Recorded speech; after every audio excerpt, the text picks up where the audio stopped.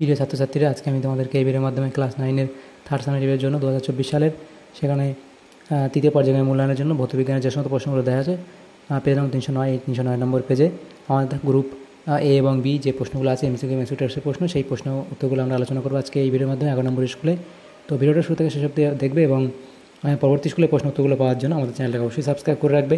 তো দেখো, আজকে আমাদের এই 11 নম্বর স্কুল, সেখানে গ্রুপ এর মধ্যে যে সমস্ত প্রশ্নগুলো আছে, এখানে টোটালে আমাদের গ্রুপ এর মধ্যে 13টা এমসিকিউ টাইপ প্রশ্ন দেওয়া আছে। প্রথম প্রশ্ন সঠিক উত্তরটি নির্বাচন করে লেখা, একের দাগে বলা আছে। প্রথম প্রশ্ন একের দাগের আগের বলা আছে, কোন একক পদ্ধতিতে কেবল ভর, দৈর্ঘ্য ও সময়ের একককে মূল একক হিসেবে গণ্য করা হয় না? সেটা হবে অপশান এ এসআই। এরপরে প্রশ্ন, পীড়ন ও প্রদত্ত কোন রাশির মাত্রা হলো?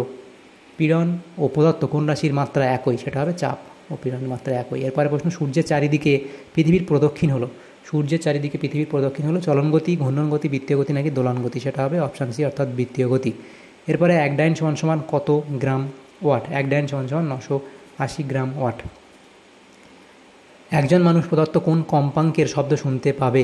5 হার্টজ, 15,000 হার্টজ, 30,000 হার্টজ নাকি 70,000 হার্টজ? তো এটা হবে 15,000 হার্টজ, অর্থাৎ মানুষ শুনতে পায় 20 থেকে 20,000 হার্টজ এর শব্দ মানুষ শুনতে পায়। তো এটা 15,000টা 20,000, 20 আর 20,000-এর মধ্যে কম্পাঙ্কের শব্দ, তাহলে সেই শব্দটা তারা শুনতে পায় মানুষ। পরে প্রশ্ন, প্রদত্ত কোন সম্পর্কটি সঠিক চিহ্নগুলি প্রচলিত অর্থ বহন করে?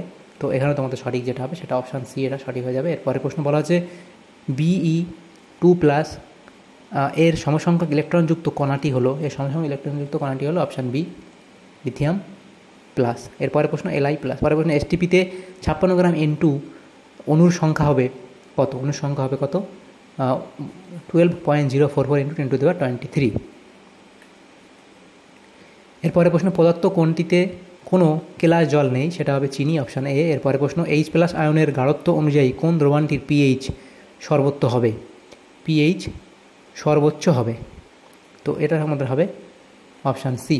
এরপরে প্রশ্ন বলা আছে, Na2CO3 লবণটির আর্দ্র বিশ্লেষণে দ্রবণে কী উৎপন্ন হবে? তো দ্রবণে উৎপন্ন হবে H2CO3 ও NaOH। এরপরের প্রশ্ন দেখো, যেটা বলা আছে, প্রদত্ত কোনটি একাধিক বিশুদ্ধ পদার্থের মিশ্রণ নয়? সেটা হবে তামা।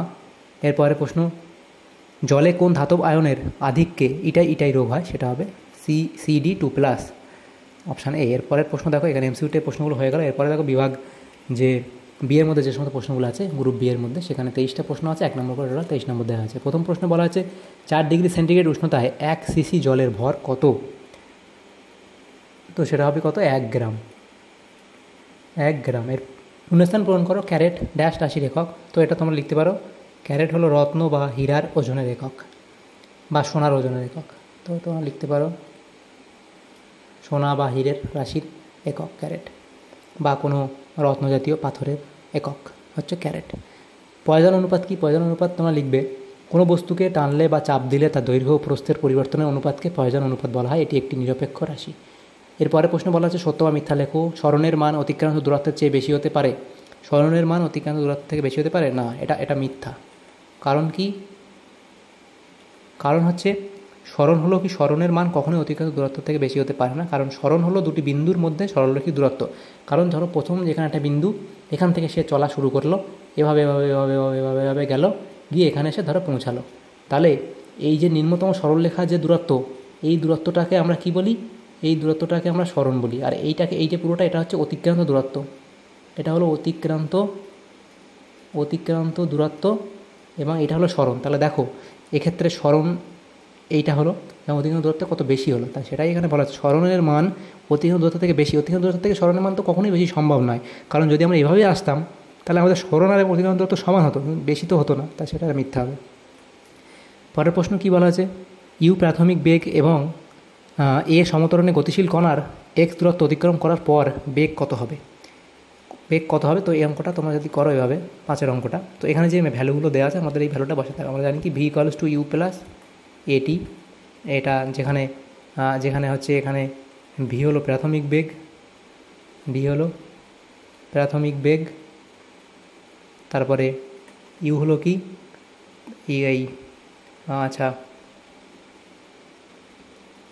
সরি, এখানে যদি এটা ইউ হলো প্রাথমিক বেগ, এবং এখানে এ আমরা লিখতে পারি সমতরণ বা ত্বরণ, আর টি হচ্ছে কি সময়,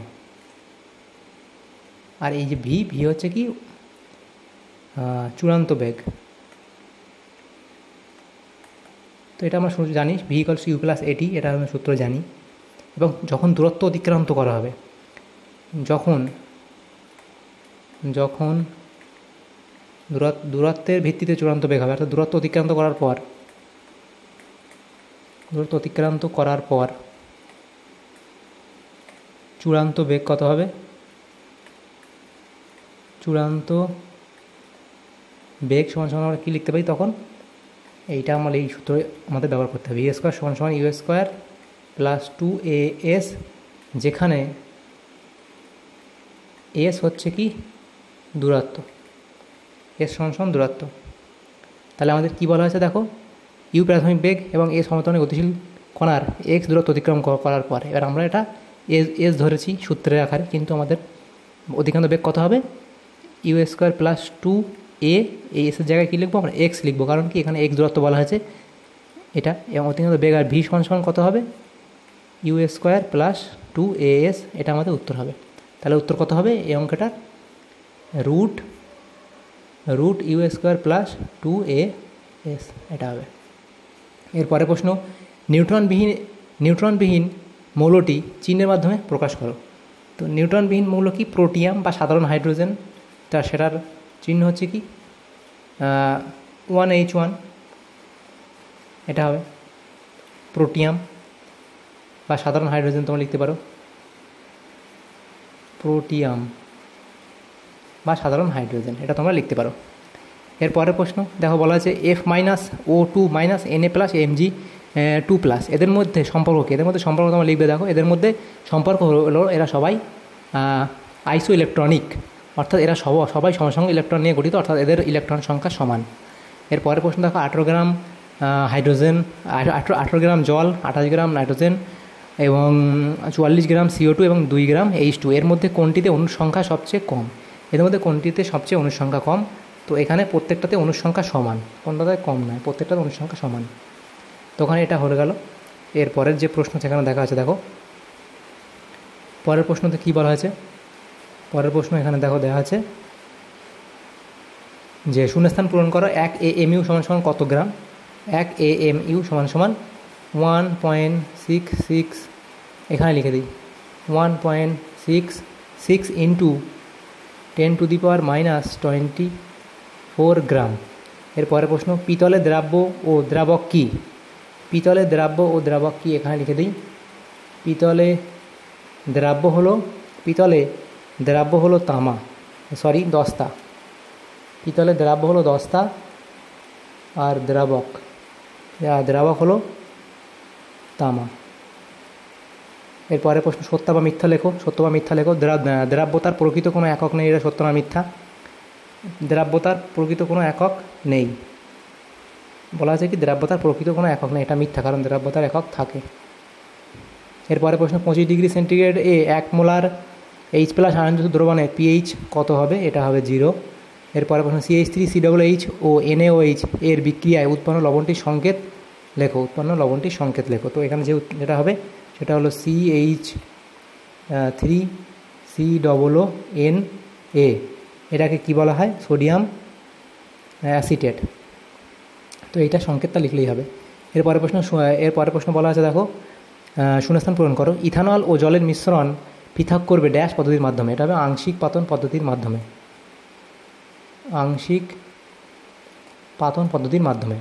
সত্য বা মিথ্যা লেখো। জল ও বেঞ্জিনের মিশ্রণে জল ওপরে থাকবে, এটা হবে সত্য। এটা মিথ্যা, কারণ বেঞ্জিন ওপরে থাকবে। এরপরে প্রশ্ন বলা আছে শূন্যস্থান পূরণ করো। তো এই শূন্যস্থানে কী বলা আছে? DDT এক প্রকার ড্যাশ ঘটিত কীটনাশক। DDT এক প্রকার ক্লোরিনযুক্ত কীটনাশক, এখানে লিখে দিই DDT এক প্রকার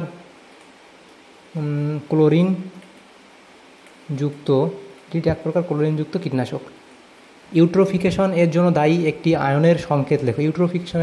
ইউট্রোফিকেশন এর জন্য দায়ী একটি আয়নের সংকেত লেখো, সেটা হবে NO3-। এটা হবে, এটা তোমার নাইট্রেট আয়ন লিখতে পারো, নাইট্রেট আয়ন। এরপরে প্রশ্ন বলা আছে সত্য বা মিথ্যা লেখো। 1 HP = 946 ওয়াট। এটা ভুল, এটা মিথ্যা, কারণ 1 HP = কত হয়? 746 ওয়াট। তাহলে এটা মিথ্যা দেওয়া আছে। তো দেখো এখানে যে সমস্ত প্রশ্নগুলো ছিল সমস্ত প্রশ্ন উত্তর আমরা আলোচনা করলাম 11 নম্বর স্কুলে গ্রুপ এ এবং বি এর মধ্যে ক্লাস 9-এর ভৌতবিজ্ঞানে। তো তোমাদের যদি সামান্যতম উপকার এসে থাকে ভিডিওটা অবশ্যই লাইক করবে এবং বেশি বেশি করে বন্ধুদের সাথে শেয়ার করবে, এবং চ্যানেল যদি নতুন থাকে অবশ্যই চ্যানেলটাকে সাবস্ক্রাইব করে রাখবে পরবর্তী স্কুলের প্রশ্ন উত্তরগুলো পাওয়ার জন্য। Thank you, thanks for watching.